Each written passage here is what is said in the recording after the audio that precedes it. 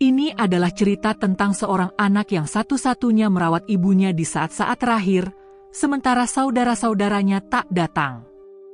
Hujan mengguyur kota Jakarta saat Raka menerima telepon dari kampung halamannya.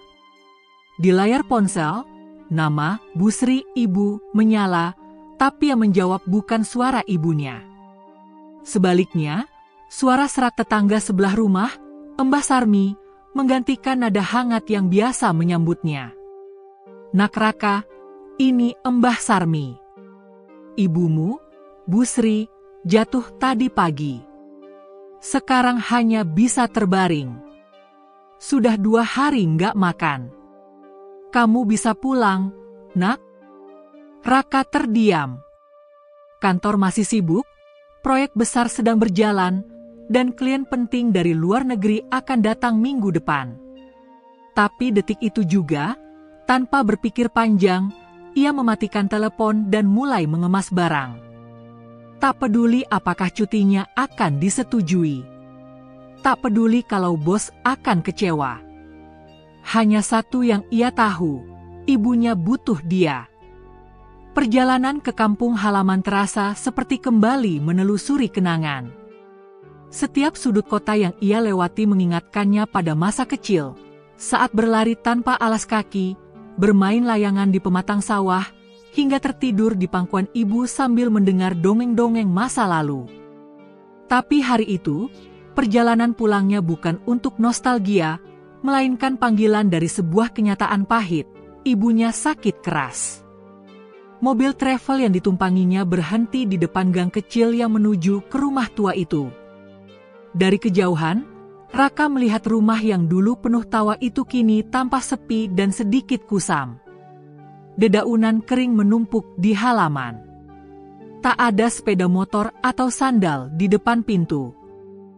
Hanya suara ayam tetangga dan angin yang menggesek genteng tua. Raka mengetuk pintu sambil memanggil pelan, "Bu? Mbah Sarmi." Tak ada jawaban. Ia mendorong pintu perlahan dan masuk. Bau obat-obatan dan aroma jamu langsung menusuk hidungnya. Di ruang tengah, sebuah ranjang kecil digelar.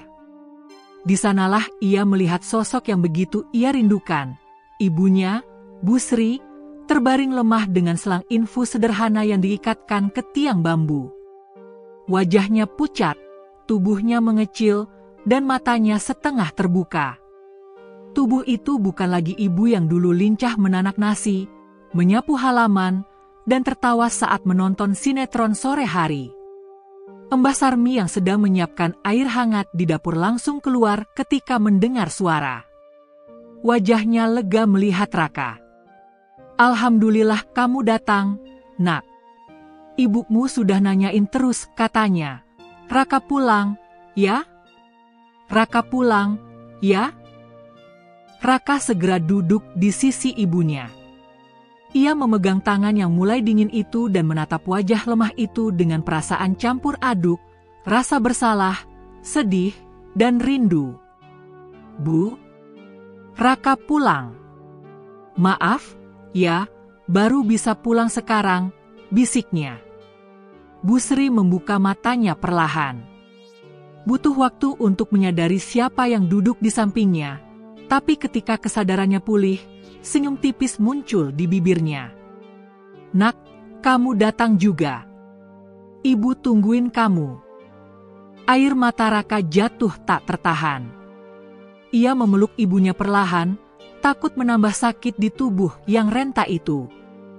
Dalam hati, ia berjanji, "Aku akan di sini, Bu. Sampai kapanpun." Hari pertama di rumah adalah adaptasi penuh. Raka memeriksa obat-obatan, mengecek persediaan makanan, membersihkan kamar, dan memastikan ibunya mendapat kenyamanan. Mbah Sarmi mengajarkan cara mengganti popok dewasa, mengompres demam, dan menyuapi pasien yang hanya bisa menelan bubur. Yang membuat hati Raka perih adalah kenyataan bahwa tak ada satupun saudara kandungnya yang ada di situ. Ia 5 bersaudara, 3 kakak laki-laki dan 1 kakak perempuan. Semuanya punya kehidupan mapan, ada yang jadi dosen di luar negeri, ada yang punya rumah mewah di Surabaya, bahkan ada yang tinggal hanya 2 kecamatan dari rumah ibu. Tapi tak ada satupun yang datang. Tak ada yang menghubungi, bahkan sekadar bertanya kondisi ibu. Sudah biasa begitu, Nak, kata Mbah Sarmi dengan nada getir. Waktu ibu kamu masih bisa berdiri, mereka jarang nengok. Apalagi sekarang. Raka tak bisa memahami. Dulu mereka begitu menyayangi ibu. Dulu, waktu kecil, ibulah yang menyekolahkan mereka meski harus menjual cincin kawin. Ibunya yang mengajarkan mereka mengaji, memasakkan makanan favorit mereka, dan mencucikan baju ketika mereka belum bisa mandiri. Tapi kenapa sekarang, di saat ibu terbaring tanpa daya, semua malah menghilang? Malam itu, setelah ibunya tertidur, Raka duduk di ruang tengah. Lampu redup, hanya suara jangkrik yang menemani. Ia membuka galeri ponsel dan mulai mengetik pesan. Kak, ibu sakit keras. Sekarang hanya bisa terbaring. Tolong, kalau ada waktu, datanglah. Ia kirim pesan itu ke semua saudara. Tak ada yang langsung membalas. Ia menyandarkan kepalanya ke tembok, menatap langit-langit rumah yang mulai retak. Di dalam hatinya, ia sadar bahwa perjalanan ini akan panjang, dan ia mungkin harus menjalaninya sendirian. Tapi ia tidak menyesal. Karena bagi Raka, ibu bukan hanya wanita yang melahirkannya, tapi rumah pertama yang pernah ia miliki. Dan rumah itu sekarang butuh dirinya. Pagi-pagi buta, sebelum matahari benar-benar muncul dari balik bukit, Raka duduk di teras rumah sambil memandangi layar ponselnya. Tangannya gemetar menahan emosi yang belum sempat keluar sejak malam sebelumnya. Sambil menggenggam segelas teh hangat buatan Mbah Sarmi, ia membuka kembali percakapan lama di grup WhatsApp keluarga. Grup itu bernama Keluarga Besar Busri. Tapi isinya sudah lama tak ada yang besar ataupun hangat. Sudah hampir 6 bulan terakhir, grup itu hanya ramai saat membicarakan rencana pembagian warisan atau saat lebaran, itu pun lebih banyak basa-basi. Tapi sekarang, saat kondisi ibu sudah benar-benar parah, grup itu justru lebih sunyi dari kuburan. Dengan nada hati-hati dan penuh harap, Raka mulai mengetik. Kakak-kakakku semua, aku mohon maaf mengganggu. Tapi ibu sekarang sangat kritis. Tidak bisa bangun. Nafasnya pun berat. Aku mohon, datanglah meski hanya sebentar. Ibu ingin bertemu.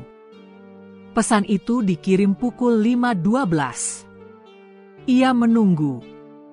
1 centang. 2 centang. Tapi tidak berubah menjadi biru. Raka menaruh ponselnya di pangkuan, menarik napas dalam-dalam. Mungkin mereka masih tidur, pikirnya. Ia mencoba memahami.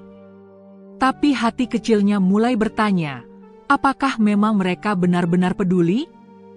Pukul 8.40, setelah menyuapi ibunya bubur encer yang dicampur dengan vitamin, Raka kembali mengecek ponselnya. 1 balasan masuk.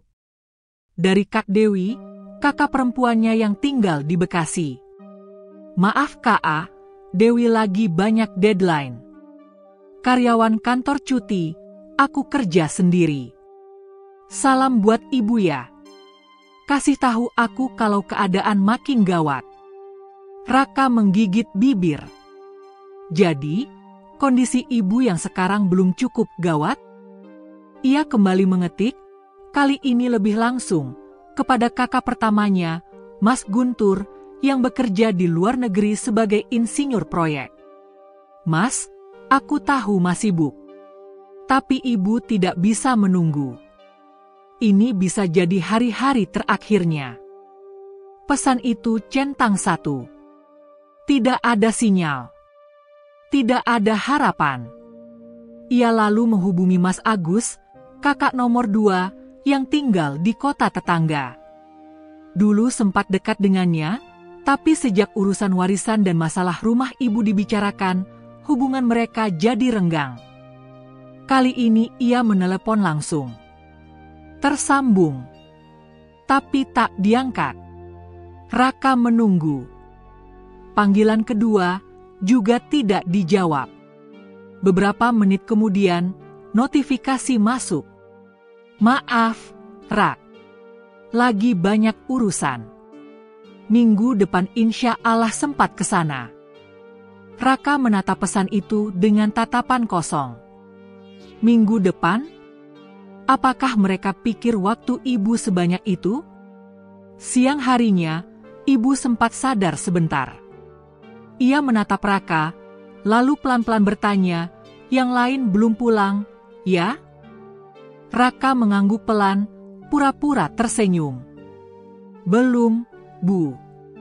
Tapi nanti juga datang, ya?" Bu Sri menarik napas berat. Matanya mulai berkaca. Tapi ia tak bicara apa-apa. Hanya menoleh ke jendela yang terbuka, menatap langit yang kelabu. Raka tahu betul, hatinya remuk.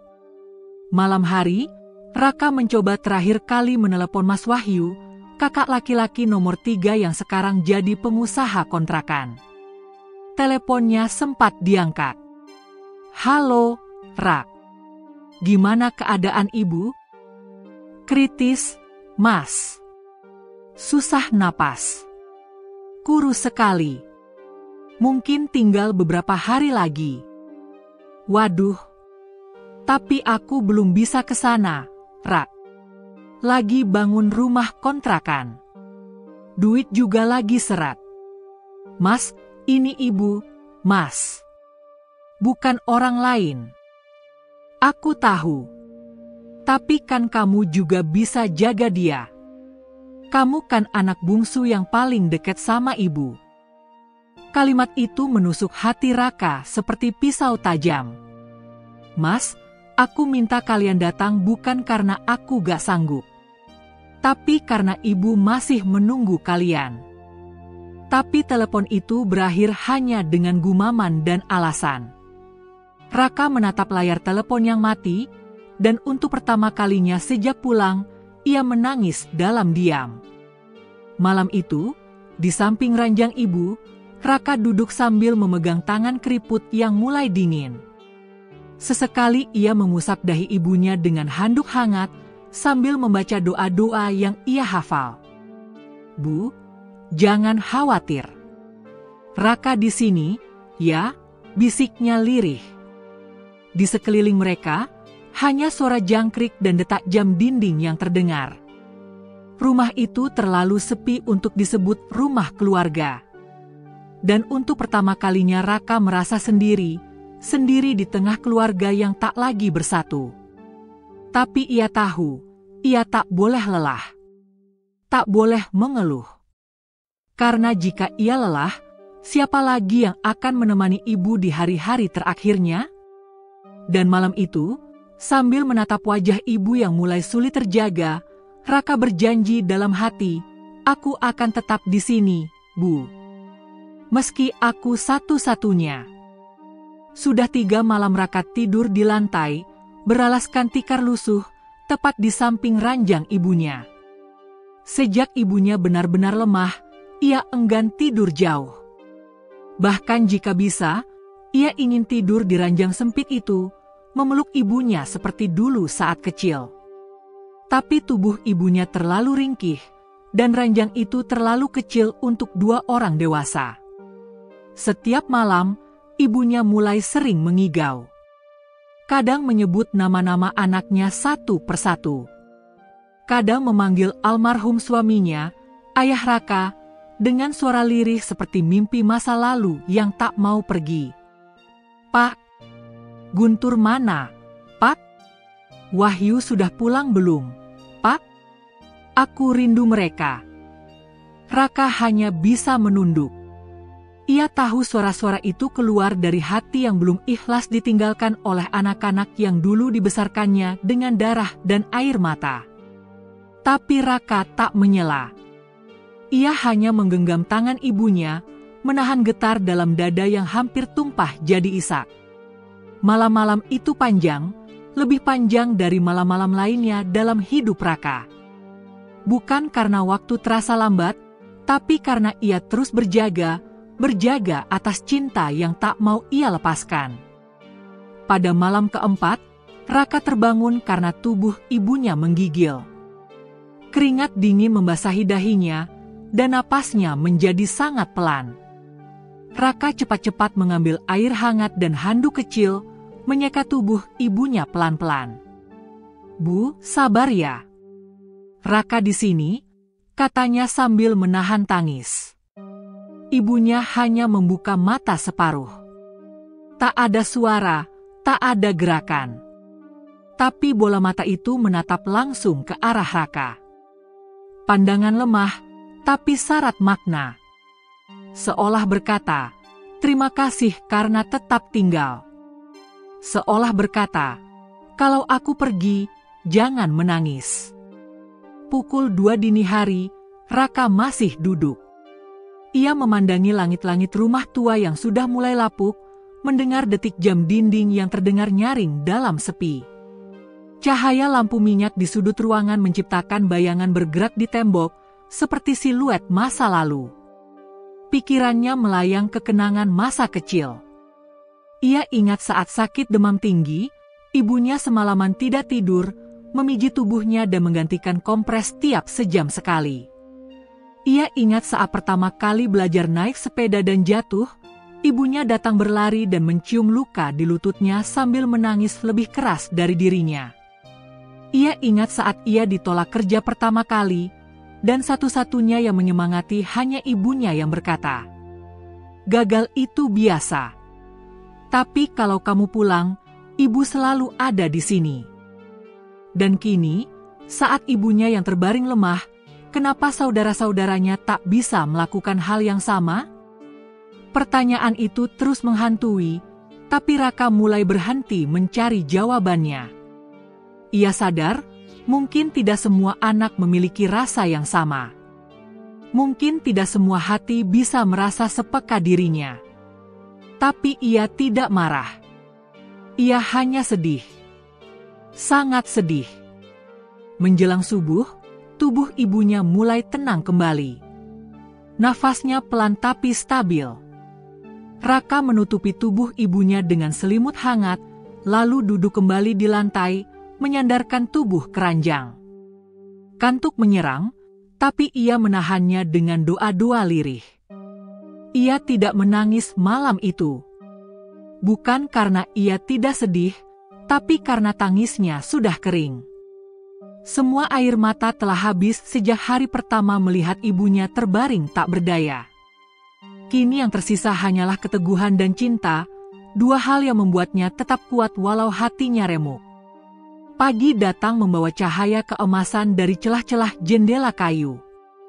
Burung-burung mulai berkicau, dan suara azan subuh terdengar sayup dari surau kampung. Raka berdiri pelan, lalu pergi ke dapur menyiapkan bubur encer. Ia menambahkan sedikit garam dan daun seledri, lalu menaruhnya di mangkuk kecil yang biasa dipakai ibu sejak dulu. Setelah itu, ia kembali ke kamar dan membangunkan ibunya dengan lembut. "Bu, sarapan dulu, ya?" Ibunya membuka mata pelan. Lemah, tapi senyumnya muncul walau kecil. Raka menyuapi sendok demi sendok dengan hati-hati, seolah menyuapi bayi. Ibunya hanya mampu menelan 3 suap sebelum menggeleng pelan. "Cukup, ya? Nanti dilanjut," bisik ibunya dengan suara nyaris tak terdengar. Raka mengangguk. Ia tersenyum walau hatinya kembali terasa sesak. Lalu ia menyeka bibir ibunya dengan sapu tangan bersih. Setelah sarapan, Raka membantu ibunya duduk bersandar dengan bantal. Kemudian ia duduk di lantai, bersandar di dinding, lalu berkata, "Bu, Raka masih di sini, ya? Sampai kapanpun. Raka nggak akan ninggalin ibu." Ibunya menoleh.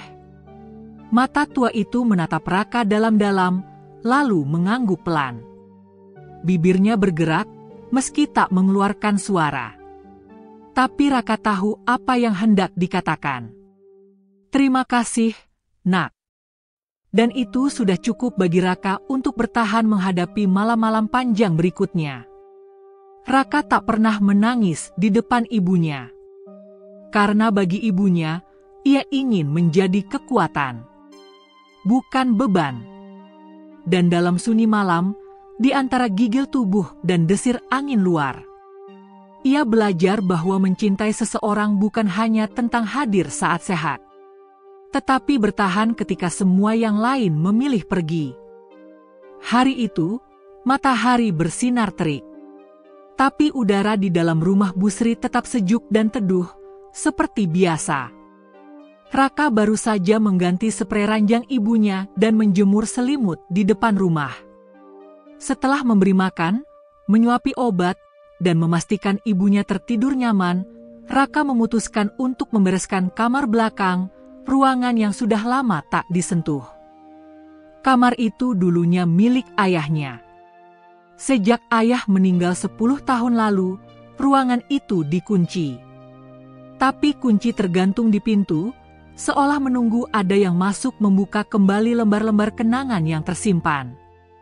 Dengan langkah pelan, Raka mendorong pintu kayu tua yang berderit ketika dibuka. Aroma khas kamar lama langsung menyambutnya. Gabungan antara kayu, buku tua, dan sisa-sisa masa lalu yang masih hidup dalam debu. Di dalam kamar itu, semua seperti tak berubah. Sebuah rak buku berisi Al-Quran, kitab kuning, dan beberapa buku sejarah. Di sudut ruangan, ada peti kayu kecil. Di atasnya, sebuah album foto berdebu tergeletak. Raka mendekat, duduk bersila, dan dengan hati-hati membuka halaman pertama. Dan disitulah semua kenangan kembali hidup. Halaman pertama memperlihatkan foto keluarga mereka waktu Raka masih berusia 5 tahun. Ia duduk di pangkuan ibu, sementara keempat kakaknya berdiri di samping ayah. Semuanya tersenyum lebar. Latar belakangnya adalah sawah hijau yang membentang. Foto itu memudar, tapi jelas, mereka dulu keluarga yang sangat bahagia. Halaman berikutnya adalah foto ulang tahun Raka yang ke-7. Ibunya membuatkan tumpeng kecil dari nasi kuning. Tak ada kue tart, tak ada balon, tapi semua terlihat penuh tawa. Di pojok foto, Bu Sri sedang tertawa lepas sambil menggandeng tangan Raka. "Ini semua kenangan yang ibu simpan diam-diam," bisik Raka. Ia terus membalik halaman, dan hatinya makin berat. Foto-foto saat mereka sekolah, saat kakak-kakaknya wisuda, saat liburan ke pantai meski hanya sekali seumur hidup. Semua ada. Semua direkam Bu Sri dengan sepenuh hati.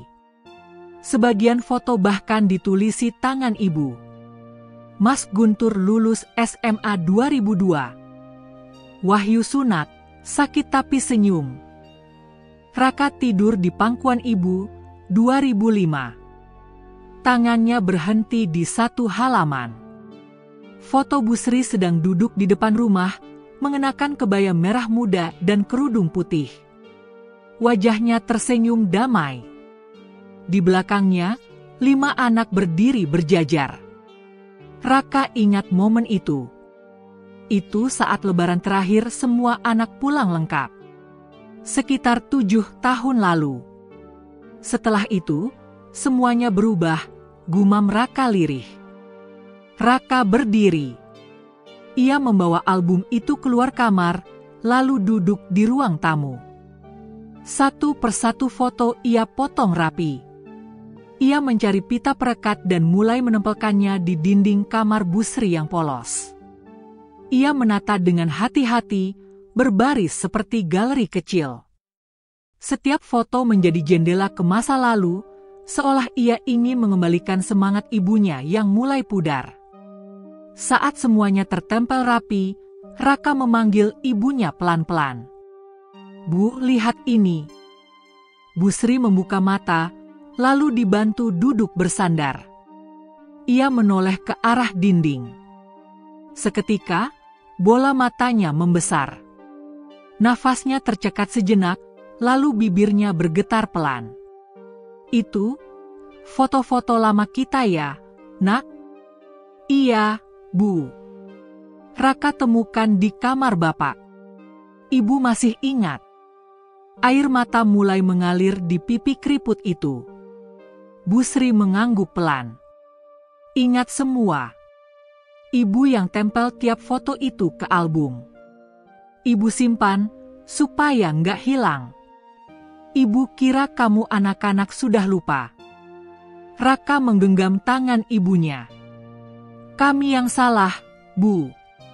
Tapi mulai sekarang, biar kenangan ini jadi kekuatan ibu." Setiap malam setelah itu, sebelum tidur, Raka membacakan cerita di balik foto-foto itu. "Bu, ini waktu Mas Wahyu ikut lomba azan. Ibu bangga banget, kan? Bu, ini waktu kita berenang di sungai, terus ibu jerit-jerit karena Raka hampir tenggelam. Dan setiap kali, meski hanya sedikit, senyum itu muncul kembali di wajah ibu. Senyum kecil itu seperti matahari pagi yang muncul malu-malu, tapi cukup untuk menghangatkan satu rumah yang hampir kehilangan harap." Beberapa hari kemudian, tetangga-tetangga datang dan memuji perubahan kamar Bu Sri. "Keren ya, Mas Raka. Sekarang kamar ibu jadi hidup lagi." Raka hanya tersenyum. Ia tahu bahwa yang hidup bukan cuma kamar itu, tapi juga semangat ibunya. Namun jauh di lubuk hatinya, Raka tahu bahwa waktu tak akan lama. Ibu semakin sering tertidur lama. Nafasnya makin pendek. Tapi ia ingin masa-masa terakhir ini dipenuhi dengan cinta dan kenangan, bukan kesedihan dan air mata. Karena ketika seseorang hampir pergi, yang paling dibutuhkan bukanlah obat mahal, melainkan pengingat bahwa hidupnya berarti. Bahwa ia dicintai. Dan setiap kali ibunya memandangi dinding yang penuh foto, ia selalu berkata, "Terima kasih ya, Nak." Ibu jadi merasa hidup kembali. Dan bagi Raka, itulah hadiah paling besar yang bisa ia berikan. Hari itu langit mendung. Udara terasa lebih lembab dari biasanya, seolah alam pun merasakan ada sesuatu yang akan terjadi. Raka baru saja selesai mencuci pakaian ibunya di belakang rumah ketika Mbah Sarmi bergegas masuk dari pintu samping. "Raka, ibumu menggigil lagi." Nafasnya sesak, "Nak." Tanpa sempat mengganti bajunya yang basah, Raka segera berlari ke kamar. Di sana, ia melihat ibunya terbaring dengan dada naik turun tak teratur. Bibirnya membiru, dan tangannya bergetar pelan. Wajahnya pucat, dan matanya terbuka hanya separuh, seperti sedang melihat sesuatu jauh di balik langit-langit rumah. "Bu, ibu dengar Raka, kan?" "Ibu, tenang ya. Raka di sini." Tangannya menggenggam tangan ibunya yang terasa sangat dingin. Jauh lebih dingin dari biasanya. Raka mengambil ponsel, mencoba menghubungi puskesmas terdekat. Dokter yang biasa datang sedang tidak ada, hanya perawat yang bisa datang.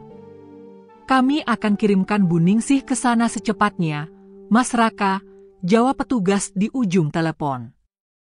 Raka menyiapkan air hangat, mengompres kepala ibunya, lalu memakaikan selimut tebal. Ia duduk di sisi ranjang, membaca doa pelan-pelan, sementara mata ibunya mulai terlihat semakin lelah. "Bu, tarik napas pelannya. Jangan panik. Raka di sini, Raka nggak akan kemana-mana." Ibunya berusaha tersenyum, tapi bibirnya hanya bergetar. Suaranya seperti bisikan samar. "Raka, jangan tinggalin ibu. Air mata Raka tak bisa ditahan. Tapi ia tak membiarkan ibunya melihatnya menangis. Ia mengusap pelan kening ibunya dan menunduk dekat ke telinga wanita tua yang begitu ia cintai itu. "Nggak akan, Bu. Sampai akhir. Raka di sini terus." Beberapa menit kemudian, Bu Ningsih, perawat dari puskesmas, datang dengan napas memburu. Ia langsung memeriksa tekanan darah dan oksigen. Hasilnya membuat wajahnya mengeras. "Mas Raka, tekanan darahnya sangat rendah. Oksigennya pun turun drastis. Mungkin sudah masuk tahap akhir." Raka menunduk. Hatinya serasa ditusuk berkali-kali. Ia sudah mempersiapkan diri, tapi saat kata-kata itu benar-benar diucapkan, rasanya seperti bumi runtuh. "Apa yang harus saya lakukan, Bu?" "Lakukan seperti biasanya. Jangan buat dia panik. Temani terus. Kalau memungkinkan, ajak bicara dan bacakan doa-doa." Raka mengangguk. Ia tahu waktu yang ia punya dengan ibunya tinggal sejumput. Tapi ia tidak ingin membiarkannya pergi dalam ketakutan. Setelah perawat pulang, Raka kembali duduk di sisi ibunya. Hujan mulai turun di luar, perlahan, lalu deras. Guntur sesekali terdengar menggema, seperti suara hati yang bergemuruh di dalam dada Raka. Ia meraih mushaf kecil dan mulai membaca surat Yasin dengan suara lirih, sesekali menatap wajah ibunya yang kini seperti tengah tertidur. Tapi napasnya tetap terdengar berat. Sesekali terbatuk lemah. Sesekali matanya membuka, memandangi wajah Raka seperti ingin mengingat setiap detail. Saat sampai di ayat terakhir, bibir ibunya bergerak pelan. "Raka, maafin ibu kalau pernah nyakitin." Raka langsung mendekat, mencium tangan ibunya yang gemetar. "Ibu nggak pernah salah, Bu.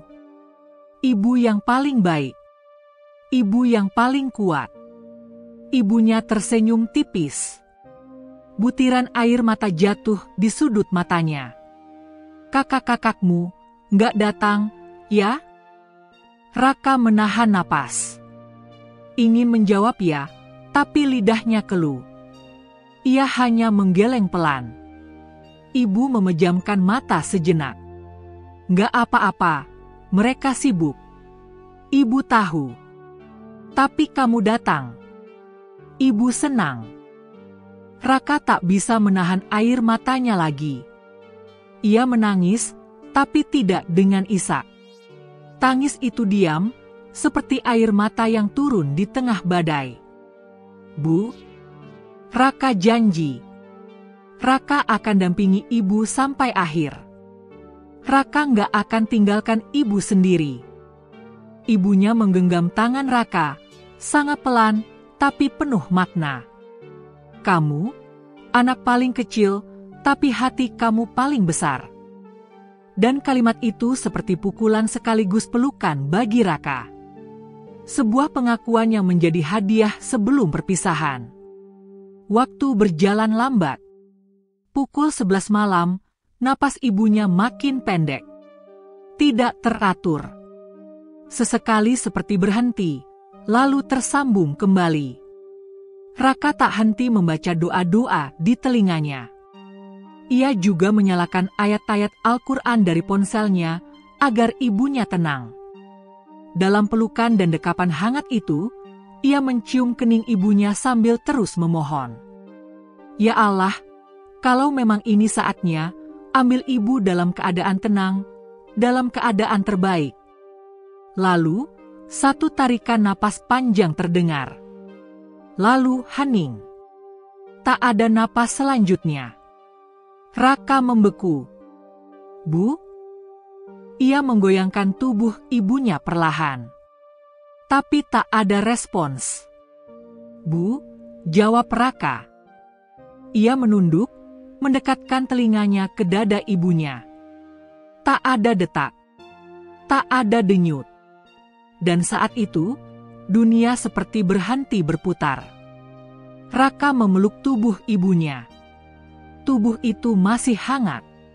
Tapi ia tahu, jiwanya sudah tenang. Sudah selesai. Sudah berpulang. Air matanya akhirnya tumpah, deras, menembus bantal yang basah.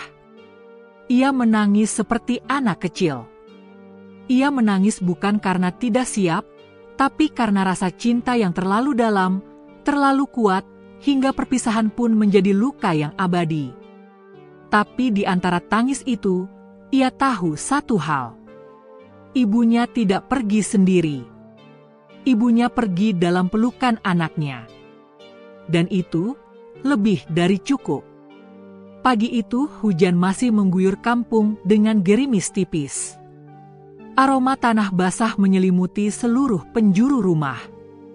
Di ruang tamu, tubuh Bu Sri terbujur kaku dengan kafan putih bersih, dikelilingi bunga melati dan iringan doa dari tetangga yang mulai berdatangan. Wajah Bu Sri tampak tenang, bahkan lebih damai daripada saat-saat sakitnya. Seolah ia telah melepaskan semua beban dunia dengan ikhlas. Tapi di sisi lain, wajah Raka tampak sembab. Matanya merah, tapi tidak lagi menangis. Ia hanya diam, duduk di samping jenazah ibunya sambil memeluk mushaf kecil. Raka telah melewati malam paling kelam dalam hidupnya, tapi pagi ini ia tetap harus berdiri tegak. Masih banyak yang harus diurus.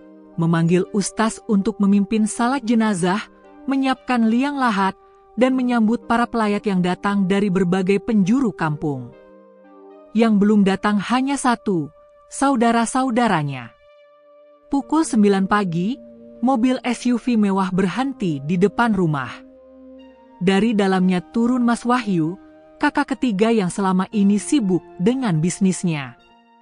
Mengenakan kemeja putih rapi, ia melangkah masuk tanpa salam, langsung ke ruang tengah, lalu berhenti di depan jenazah ibu. Ia menatap wajah ibunya sesaat, lalu mendesah keras. Ya Allah, kenapa nggak ada yang ngabarin lebih awal, sih? Raka yang duduk di sudut menoleh pelan. Aku sudah ngabarin, Mas. 3 hari lalu. Kau cuma jawab, nanti aku kesana kalau sempat. Wahyu terdiam sejenak, lalu mengalihkan pandangan. Beberapa menit kemudian, datang lagi Kak Dewi bersama suaminya. Wajahnya pucat. Ia langsung menangis terseduh-seduh begitu melihat jenazah ibu. Ibu, maafin Dewi, Bu. Maafin. Dewi belum sempat pulang. Raka hanya menatap dari jauh. Ia tak ingin marah. Tapi hatinya sudah terlalu penuh untuk menghibur siapapun hari itu. Tak lama, 2 saudara lainnya datang, Mas Agus dan Mas Guntur. Semuanya lengkap, terlambat. Tapi kini semua ingin terlihat paling berduka. Setelah salat jenazah, iring-iringan menuju makam dimulai. Di pemakaman desa, suara takbir dan doa mengiringi penguburan Bu Sri. Di sana, untuk pertama kalinya dalam 7 tahun terakhir, kelima anak Bu Sri berdiri berdampingan. Tapi tidak ada kehangatan. Hanya kesunyian yang tebal dan canggung. Raka berdiri paling depan. Ia yang turun ke liang lahat, ikut menurunkan jenazah ibu ke pelukan bumi. Tangannya menggenggam tanah yang pertama kali ditaburkan. Bibirnya terus berdoa.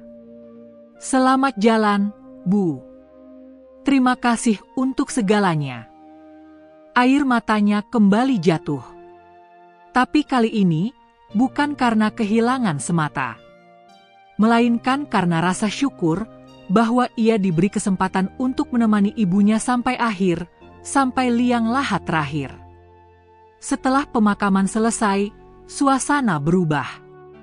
Di rumah, saat para pelayat mulai pulang, tinggallah keluarga inti yang duduk di ruang tengah. Mbah Sarmi sudah membuat teh dan menyuguhkan kue untuk mereka. Tapi suasananya dingin. Tak ada percakapan hangat.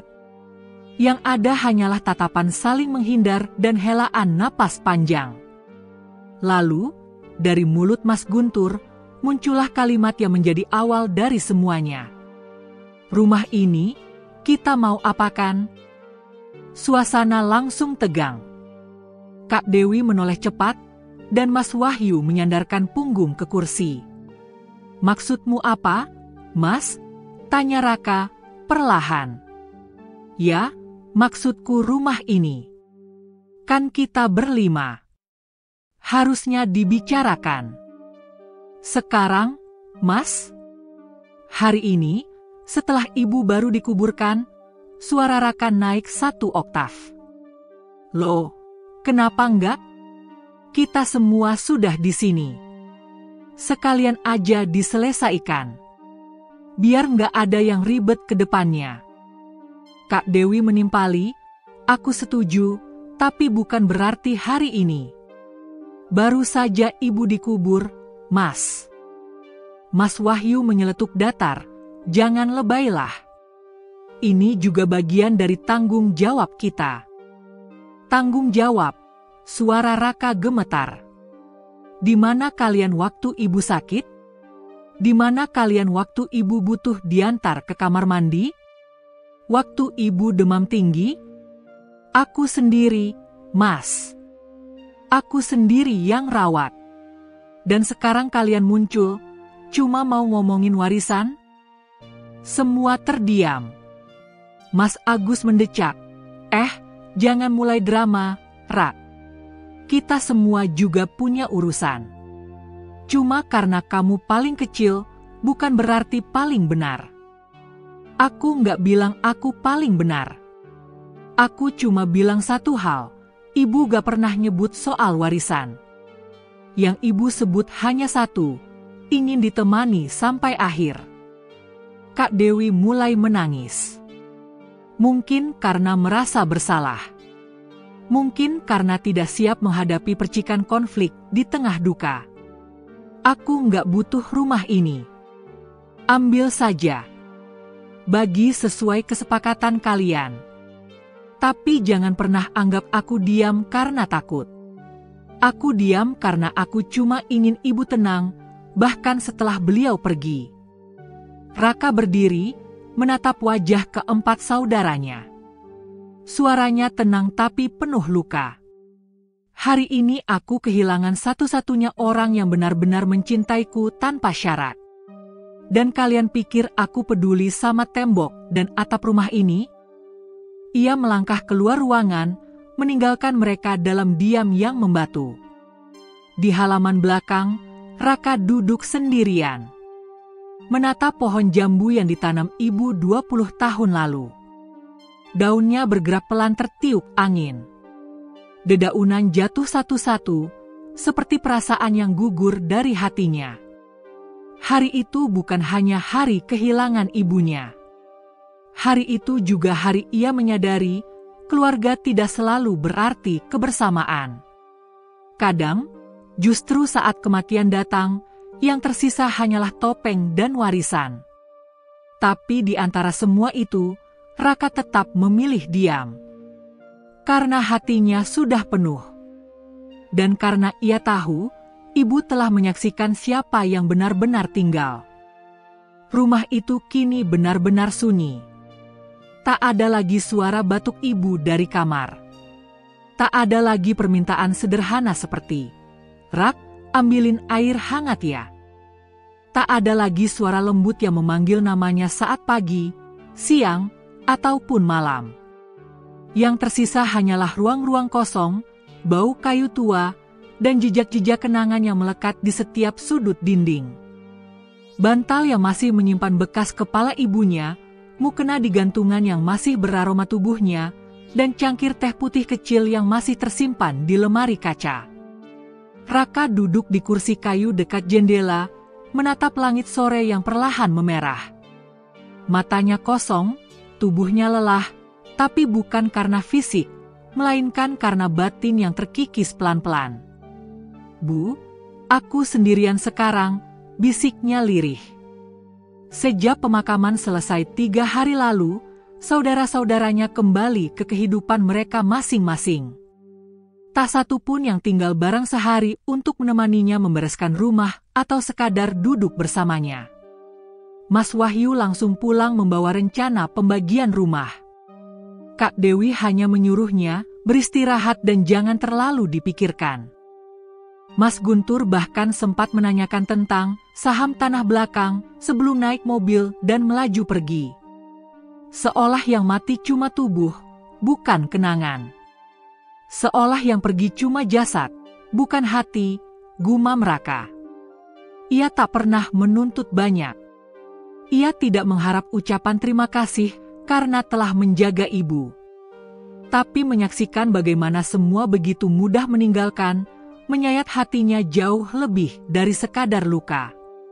Sore itu, Raka mengambil kotak kecil dari bawah ranjang ibunya. Sebuah kotak dari rotan tua yang dulu sering ibu simpan rapat-rapat.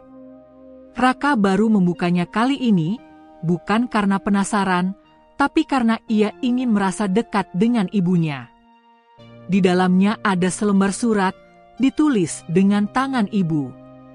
Kertasnya sudah menguning, lipatannya banyak, tapi tulisannya masih jelas.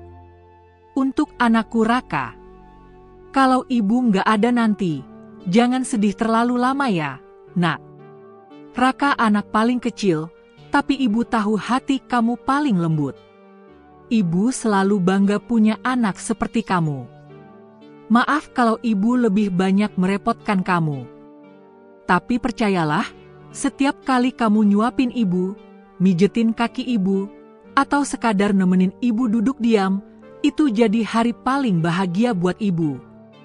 Kalau nanti rumah ini jadi rebutan, jangan bertengkar.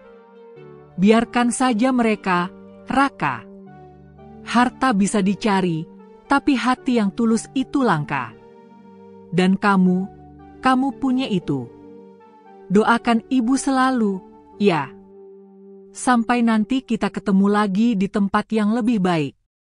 Peluk sayang dari ibu. Ibumu Sri Handayani.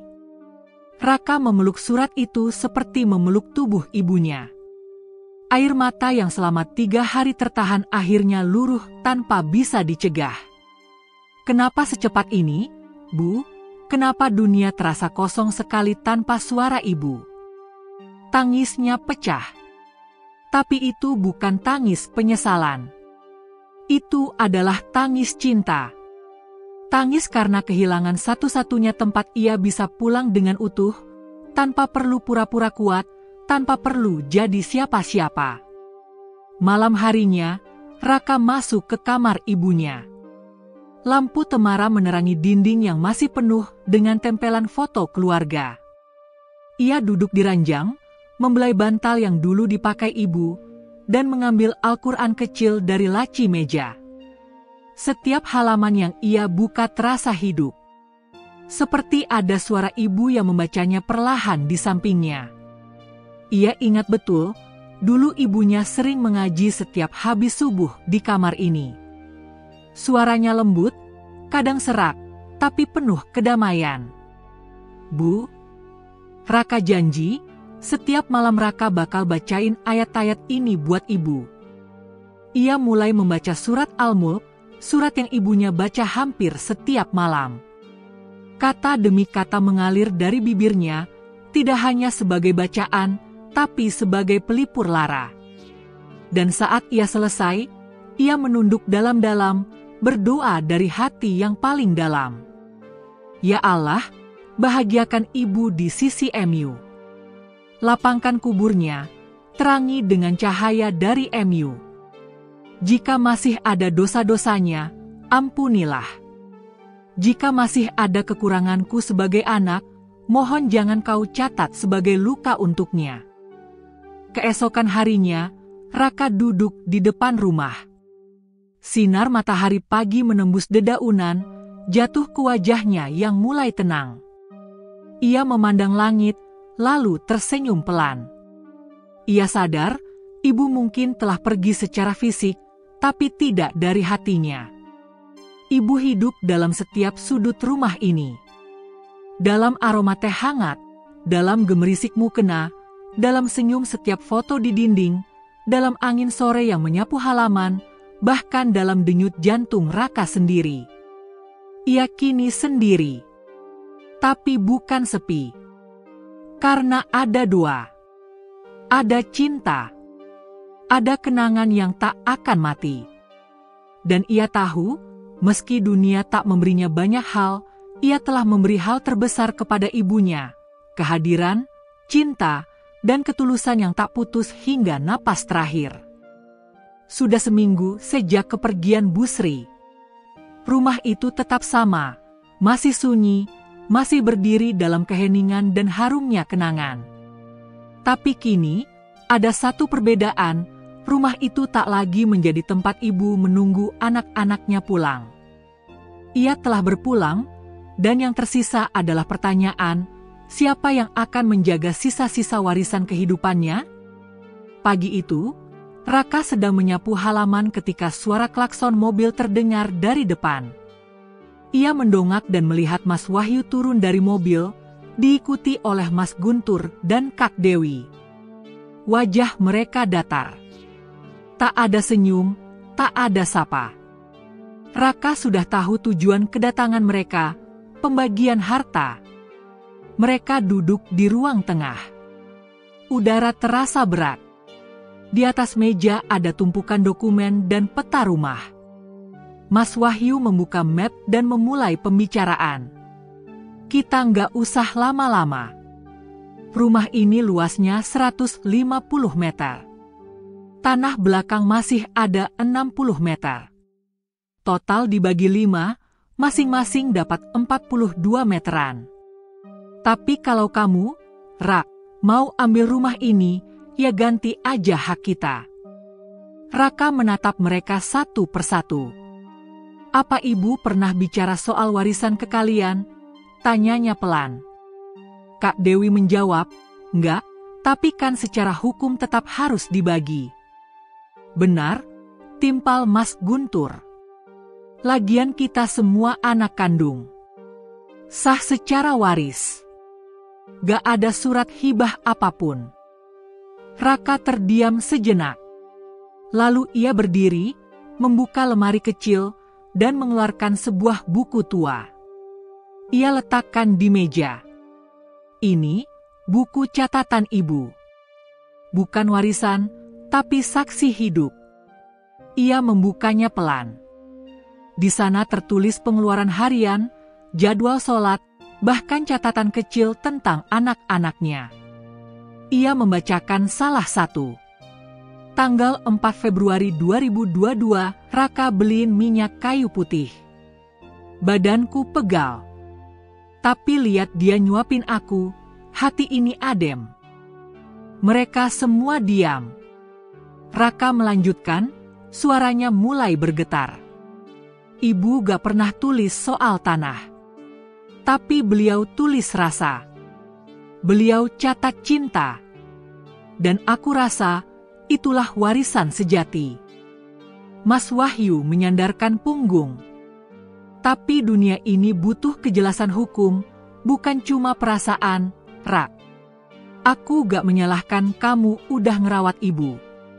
Tapi warisan tetap warisan. Raka menunduk. Ia tahu mereka tidak jahat, hanya tidak pernah benar-benar merasakan beratnya hari-hari menjaga seseorang yang menua dan melemah tiap detik. Ia menghela napas panjang, lalu berkata, "Kalian mau bagian kalian? Ambil. Mau dijual, silakan. Tapi aku gak akan tinggalkan rumah ini. Di sini, setiap tembok punya suara ibu. Setiap lantai pernah terkena langkahnya." Kak Dewi mulai menangis, mungkin karena rasa bersalah yang selama ini ditekan. Aku nggak bisa ikut jual. Raka yang paling ngerti rumah ini. Kalau perlu, bagianku buat kamu aja. Mas Wahyu dan Mas Guntur saling pandang. Begini aja, kata Mas Wahyu, kami akan pikirkan baik-baik. Tapi kalau kamu ingin milik penuh, kita buat hitungan harga, lalu kamu cicil. Supaya adil. Raka mengangguk pelan. Baik. Tapi aku ingin minta satu hal. Sebelum kalian keluar dari rumah ini, sempatkan satu malam menginap. Rasakan sepi yang dulu ibu rasakan. Duduklah di samping ranjangnya, dengar sunyi itu, lalu tanyakan pada hati kalian, apakah hanya meteran tanah yang kalian cari? Malam itu, hanya Kak Dewi yang memenuhi permintaan Raka. Ia tidur di kamar ibu. Menangis sepanjang malam, memeluk mukena ibunya. Paginya, ia pamit dengan mata bengkak. Raka, aku ngerti sekarang kenapa kamu bertahan. Rumah ini bukan benda. Rumah ini ibu. Beberapa hari kemudian, Raka menerima kabar lewat pesan. Mas Wahyu dan Mas Guntur setuju menyerahkan rumah pada Raka, dengan catatan ia mengganti hak mereka dalam bentuk yang disepakati. Raka tak punya banyak uang, tapi ia akan berusaha, sedikit demi sedikit. Ia tak merasa tertekan. Justru merasa lega, karena rumah itu tetap menjadi tempat kenangan ibunya hidup. Dan bukan soal sertifikat yang membuatnya berjuang, melainkan janji yang pernah ia ucapkan. Raka gak akan ninggalin ibu, Bu. Sampai akhir. Akhir ternyata bukan kematian, tapi perjuangan untuk menjaga nama dan kenangan seseorang yang dicintai, bahkan setelah jasadnya tak lagi ada. Beberapa hari kemudian, Raka membersihkan kamar belakang. Ia memaku bingkai kecil di tembok ruang tengah. Di dalamnya, ia memasukkan surat tulisan tangan ibunya. Tulisan itu kini tergantung di tengah rumah, terbaca setiap hari. Harta bisa dicari, tapi hati yang tulus itu langka. Dan kamu punya itu. Ia tersenyum. Karena itulah warisan yang sesungguhnya. Dan itu tak bisa dibagi. Sudah lebih dari 3 minggu sejak Bu Sri dimakamkan. Namun bagi Raka, kepergian itu belum sepenuhnya nyata. Hari-harinya masih seperti biasa, bangun pagi, menyapu halaman, menyeduh teh manis seperti yang biasa disukai ibunya, lalu duduk di kursi rotan dekat jendela, tempat favorit Bu Sri menikmati pagi. Di situ, Raka sering memejamkan mata, membayangkan suara-suara lama. Rak, teh manis ibu mana? Rak, daun jeruknya dipetik 2 aja ya, jangan banyak. Rak, kalau ibu udah nggak ada, kamu harus kuat ya. Suara-suara itu tak lagi keluar dari bibir seseorang. Tapi anehnya, tetap terdengar. Seolah tembok rumah ini menyimpannya. Seolah angin yang masuk membawa kembali potongan-potongan percakapan yang dulu terdengar biasa, tapi kini menjadi harta karun tak tergantikan. Siang itu, Raka membersihkan kamar ibunya lebih teliti dari biasanya. Ia mengganti gorden, mencuci mukena, menyusun ulang lemari pakaian yang masih terisi penuh.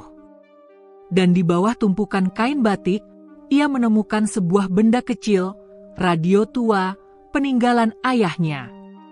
Radio itu dulu sering dinyalakan ibu setiap pagi sambil memasak, mendengarkan pengajian atau lagu-lagu lawas yang membuatnya tersenyum kecil. Raka mengelus radio itu perlahan. Debunya dibersihkan. Ia pasang baterai baru, menyalakan, dan suara lirih keluar. Stasiun AM, suara pengajian, seperti masa lalu yang tiba-tiba hadir utuh di depannya. Ia menaruh radio itu di dekat ranjang, menyalakannya setiap pagi. Dan di sanalah, ia merasa ibunya belum pergi terlalu jauh. Bu, radio ini masih hidup. Seperti doa-doa ibu yang gak pernah mati. Suatu malam, setelah membaca Yasin untuk ibunya, Raka tertidur di kamar ibu. Dalam tidurnya yang lelap, ia bermimpi.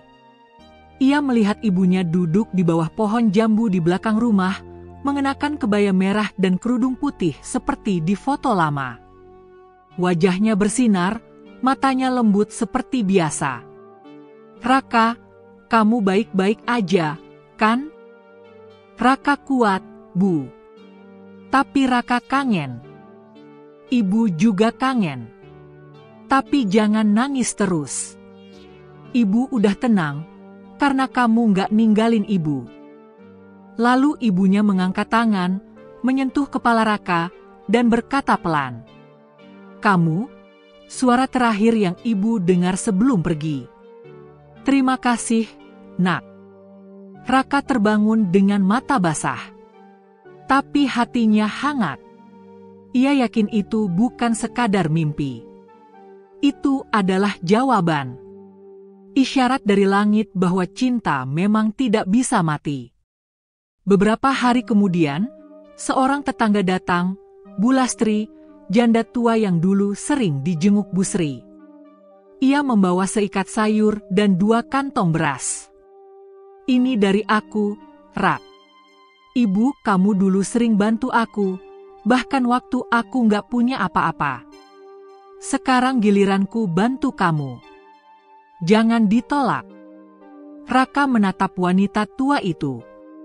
Dadanya menghangat.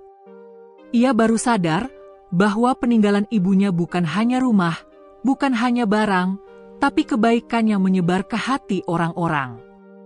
"Ibu, kamu sering bilang, kalau kita punya sedikit, bagi setengah. Kalau kita punya banyak, bagi semuanya." "Aku ingat banget kata-kata itu," ucap Bu Lastri sambil meneteskan air mata. Dan Raka pun kembali tersadar. Ibu memang tak meninggalkan harta besar. Tapi ia meninggalkan nama baik. Nama yang harum. Nama yang akan terus hidup meski tubuhnya telah kembali ke tanah.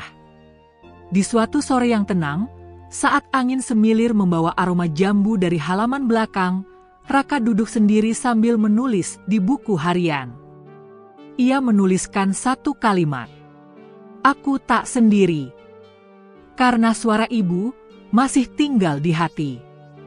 Ia tahu suara ibunya akan tetap ada, di sela napasnya, di ujung doa-doanya, dalam bisikan malam dan tangis diam.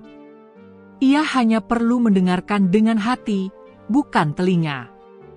Setiap doa yang ia panjatkan, seolah ada suara yang mengamininya. Setiap keputusan yang ia buat, seolah ada bisikan lembut yang membimbing. Dan saat ia memejamkan mata dalam hening yang dalam, suara itu datang lagi. "Raka, terima kasih. Kamu tidak meninggalkan Ibu. Sekarang, Ibu yang akan selalu menjagamu." Pagi itu mentari bersinar hangat, seperti mengusap lembut genteng-genteng tua yang mulai berlumut. Suara ayam bersahutan di kejauhan, aroma daun jambu yang basah menguar dari halaman belakang. Di dapur, Raka menuang teh ke cangkir putih, cangkir kesayangan ibu yang retaknya masih ia biarkan. Karena bagi Raka, setiap goresan di sana menyimpan cerita. 3 bulan telah berlalu sejak ibu pergi. Tapi rumah ini tak pernah benar-benar merasa kehilangan. Karena meski tak ada lagi suara batuk, suara sendal yang diseret pelan, atau suara panggilan penuh kasih, ada sesuatu yang tetap tinggal, kehadiran yang tak terlihat, namun terasa. Pagi itu istimewa. Bukan karena tamu penting, bukan karena perayaan. Tapi karena hari ini, Raka menyelesaikan satu janji besar, rumah ini resmi menjadi miliknya. Setelah proses panjang, cicilan pengganti hak saudara-saudaranya, dan tanda tangan notaris di balai desa, semua rampung. Namun saat notaris menyerahkan salinan sertifikat atas nama Raka Sri Handoko, ia menahan napas. Ia menatap kertas itu lama. Lalu pelan-pelan berkata, "Bukan atas namaku. Rumah ini tetap atas nama Ibu." Petugas sempat bingung. Tapi Raka menjelaskan dengan tenang, "Saya tinggal di sini. Saya jaga. Tapi rumah ini milik ibu. Biar nama beliau tetap di atas. Biar setiap orang yang datang tahu bahwa rumah ini bukan cuma bangunan, tapi kenangan. Keputusan itu bukan karena tidak percaya diri, tapi karena rasa hormat. Raka tahu, ia hanya penunggu sementara, tapi cinta ibulah yang membangun rumah ini dari air mata dan doa-doa panjang malam hari. Malamnya, Raka duduk sendiri di ruang tengah. Di pangkuannya sebuah album foto lama. Setiap halaman membawa ingatan yang menampar hati. Foto saat ibu menjemur kain. Foto saat mereka makan bersama di lantai tanah. Foto ulang tahun Raka yang dirayakan hanya dengan sepotong kue buatan sendiri. Ia berhenti di satu foto. Ibu tersenyum sambil mengelus kepala Raka kecil.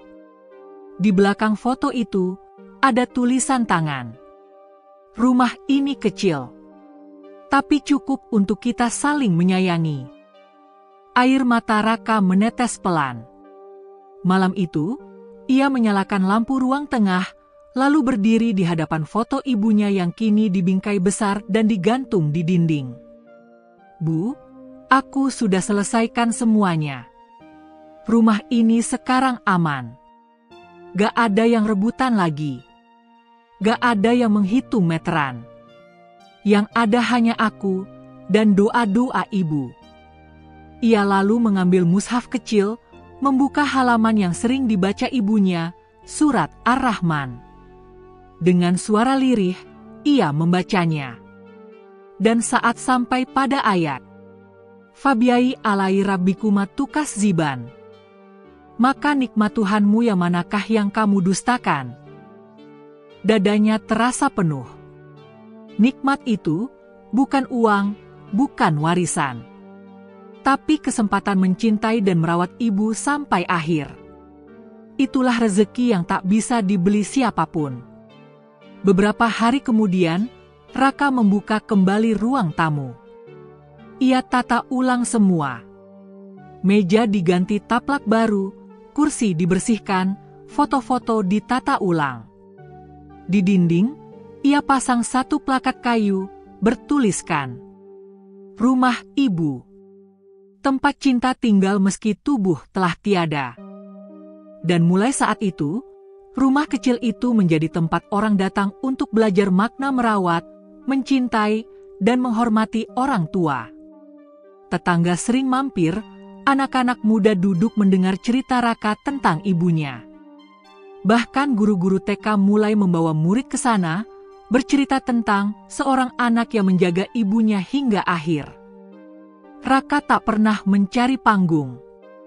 Tapi cinta yang tulus memang memantulkan cahaya dengan sendirinya. Suatu sore, Kak Dewi datang membawa anak bungsunya. Mereka duduk di teras sambil minum teh. "Ra, maafkan kakak ya, dulu nggak sempat pulang waktu ibu sakit." "Aku udah maafin, Kak. Lagi pula, aku yakin ibu juga sudah memaafkan." Kak Dewi tersenyum. "Kamu anak paling kecil. Tapi kamu yang paling dewasa. Bukan karena usia, Kak. Tapi karena waktu bersamalah yang membuat aku belajar banyak. Apa kamu nggak pernah merasa menyesal tinggal di sini, sendirian?" Raka memandang langit. "Justru disinilah aku merasa paling hidup. Karena aku tinggal di tengah doa." Dan malamnya, untuk pertama kalinya dalam waktu lama, Raka tidur dengan senyum. Ia tahu, ia sudah menyelesaikan satu bab besar dalam hidupnya. Ia sudah melunasi hutang yang tak pernah diminta, hutang cinta seorang anak pada ibu. Ia memejamkan mata, lalu berbisik pelan, "Ibu, rumah ini tetap milikmu. Dan selama aku di sini, namamu akan terus hidup." Tamat.